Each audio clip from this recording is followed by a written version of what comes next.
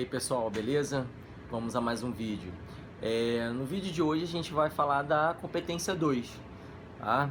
Ela que avalia o seu conhecimento de mundo, né? Abarcando tudo que você já estudou, de todas as áreas do conhecimento e tudo que você também já viveu, né? Que possa contribuir de certa forma para a sua redação, né? Vamos então começar falando do tema e de como evitar tangenciá-lo. Mas o que é tangenciar, Vinícius? Calma, eu vou explicar no decorrer do nosso vídeo, tá? Vamos começar pelo tema. Depois que você terminar de ler os textos motivadores, você vai se deparar com a proposta da redação, a qual vai pedir para você dissertar sobre um tema. Então, repara só no tema de 2017, que inclusive é o tema que a gente vai trabalhar, né, no decorrer de todos os nossos vídeos, tá? Desafios para a formação educacional de surdos no Brasil. Você vai ter que dissertar sobre esse tema sem deixar perder nenhuma dessas palavras, tá? Não se pode, por exemplo, falar somente dos desafios em geral, ou dos desafios dos surdos, né, em geral, mas sim dos desafios para a formação educacional deles, tá? Através desse mesmo raciocínio, não se pode falar de deficientes em geral, mas sim dos surdos especificamente, né? Da mesma forma que não se pode falar apenas dos desafios para a formação educacional das pessoas. É preciso falar dos desafios da educação dos surdos especificamente. Então, você tem que ficar atento para não deixar nenhum desses elementos de fora. Senão, se você deixar de falar de um deles no decorrer de toda a sua redação, né, e de combinar esses elementos, você estará tangenciando o tema. E claro, você tem que dissertar sobre esse assunto dentro do contexto do nosso país. Fui claro?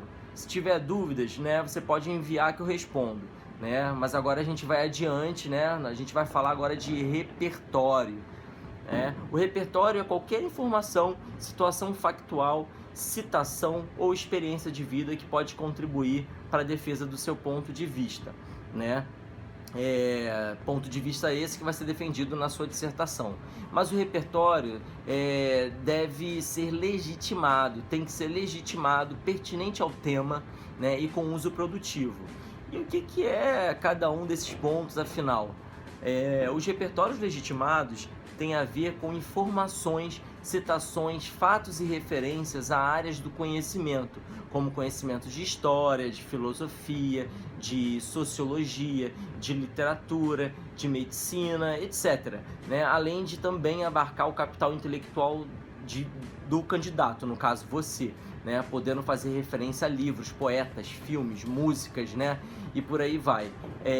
Pesquisas e estudos científicos também entram nesse quesito do repertório legitimado, além de referência da personalidade, meios de comunicação, enfim. Mas não adianta você citar um filósofo, uma teoria científica super complexa, se eles não tiverem a ver com o tema, porque o repertório ele precisa estar associado a pelo menos um dos elementos do tema proposto. Portanto, o repertório precisa ser pertinente ao tema, galera. Então, por fim, se o repertório representa legitimação e se ele é pertinente ao tema, restará saber agora se ele também é produtivo. Ou seja, se a vinculação dele com o tema está fazendo sentido dentro do texto, tá? Então se verifica que se você conseguiu usar o repertório no contexto da sua dissertação, fazendo sentido. Fica meio complicado falando assim, mas bora ver o exemplo? Nesse parágrafo aí que eu coloquei para vocês, do desenvolvimento, a candidata faz referência a outra área do conhecimento, citando um filósofo.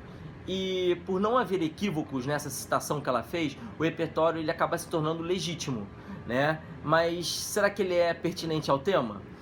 O que teria a ver o limite do campo de visão das pessoas com o tema proposto sobre desafios para a formação educacional de surdos? Ora, isso é fácil de responder, né? Pelo menos para a candidata.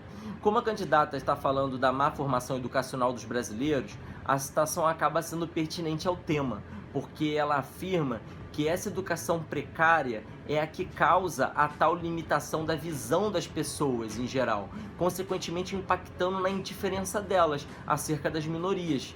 portanto o repertório é legítimo e pertinente ao tema. Agora, resta saber se ele também é produtivo. Com uma formação educacional precária, a visão acaba se tornando limitada, né? Ou seja, você tem uma educação ruim, então ela vai dar o que para as pessoas? Uma visão limitada. Com essa visão limitada, a população tende a ser indiferente às minorias. E essa indiferença acaba refletindo, né, como ela diz aí, nos ínfimos investimentos governamentais em capacitação profissional. Resumindo, o repertório conseguiu ser perfeitamente interligado aos desafios da formação educacional, sendo muito bem ligado ao tema e fazendo total sentido. Agora vamos abordar alguns tópicos com os quais você precisa tomar cuidado também para não prejudicar a sua redação nessa competência. Um desses cuidados que você deve tomar é para não escrever sua redação com traços de outros tipos textuais. Bora ler esse exemplo aí que eu coloquei para vocês, se necessário até para o vídeo, né, e depois continua assistindo. Esse trecho, né, de redação aí na tela aborda o tema de forma completa, né, até porque se você reparar o candidato afirma: o número de matrículas de deficientes surdos vem caindo, né? Ele, portanto, está tratando dos desafios da formação educacional dos surdos. Até aí, show, ok, sem problemas. Mas, se continuarmos a leitura da redação, nós vamos nos deparar com um relato enorme em primeira pessoa, que é uma característica da narração, ou seja, é outra tipologia textual.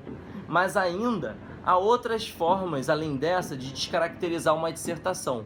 Por exemplo, se você organizar a redação em tópicos, né? Ao invés de organizar em parágrafos, você vai colocando tópico 1, 2, 3, ou tópico A, B, C, né? Ou até mesmo colocando uma bolinha para sinalizar cada tópico. Isso tudo também vai descaracterizar o seu texto, né? E ele vai deixar de ser dissertativo, argumentativo, beleza? Então, não faça isso. Vamos para o próximo, tá? Partes embrionárias, né? Outra situação a ser evitada é escrever seu texto contendo partes embrionárias. São partes muito curtas do texto, né? Ou quando a introdução está muito curta, ou quando os parágrafos de desenvolvimento são muito pequenos, né? Ou quando a conclusão está bem reduzida, né? Ah, Vinícius, então o que você me aconselharia a fazer? Ora, muito simples, né? Por enquanto, o que você precisa saber é que o importante no seu texto é que ele tenha parágrafos, argumentos bem desenvolvidos. Isso não é possível com um parágrafo de 2 ou 3 linhas, concorda? Tampouco se abre um texto com uma introdução muito curta, muito menos se encerra a dissertação de maneira tão repentina. Sendo assim, é importante ter em mente que se a redação tem em média 20, 25, 30 linhas, né, e se o seu texto tiver 4 parágrafos, o ideal para a sua redação ficar equilibrada é que os parágrafos tenham em média 6, 7 ou 8 linhas no máximo, como vocês estão vendo aí na tela, né, esses dois exemplos, tá? E se partes muito curtas, né, podem prejudicar a sua redação, pior ainda é fazer um texto no qual não se consegue identificar as partes dele, né? Nem a introdução, nem o desenvolvimento, nem a conclusão. Então, outro problema que se deve ser evitado é o texto em monobloco. Esse aí na tela é um exemplo de texto no monobloco, estão vendo? Ele não tem paragrafação, nem dá para identificar onde estão o desenvolvimento e a conclusão dele. Então, gente, façam os parágrafos, por favor. Mas não são só os parágrafos que são necessários. Você, na sua redação, tem que deixar claro que ela possui as 3 partes: a introdução, o desenvolvimento e a conclusão. E isso tem que estar claro para quem está lendo a sua dissertação, tá? Agora, vamos falar sobre cópia. Você precisa ter pelo menos 7 linhas de texto sem cópia para não ser zerado.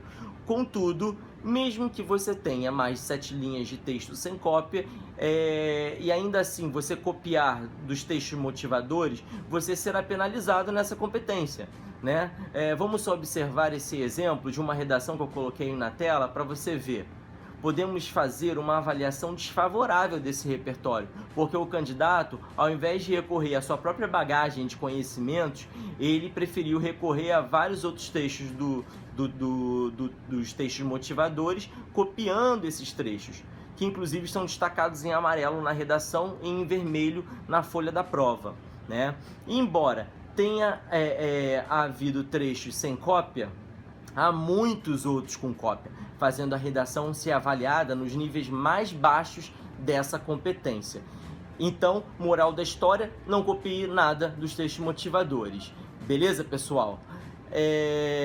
Resumindo, esses foram os tópicos que nós abordamos nessa nossa videoaula. Então você agora pausa aí o vídeo no caderno e a seguir vão aí mais algumas dicas, né, que você deve evitar, né, de coisas que você deve evitar na sua redação, tá? Copie essa parte também e tenha bons estudos. Espero que eu tenha ajudado, né, com essas dicas, né? Muito em breve, depois que a gente acabar de ver as competências, a gente vai botar as mãos na prática e vamos ver como é que a gente vai organizar a nossa redação na prática, beleza? Então até mais e um abraço.